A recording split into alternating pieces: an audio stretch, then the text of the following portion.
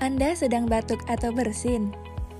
Tahukah Anda bahwa saat ini Anda berpotensi menyebarkan ribuan bahkan jutaan kuman ke udara? Anda dapat mencegahnya dengan mengikuti etika batuk yang benar berikut ini.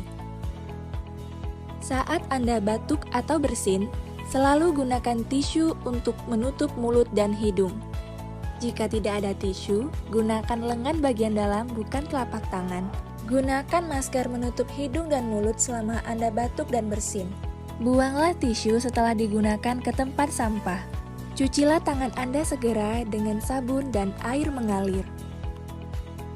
Jangan membuang ludah atau dahak di sembarang tempat.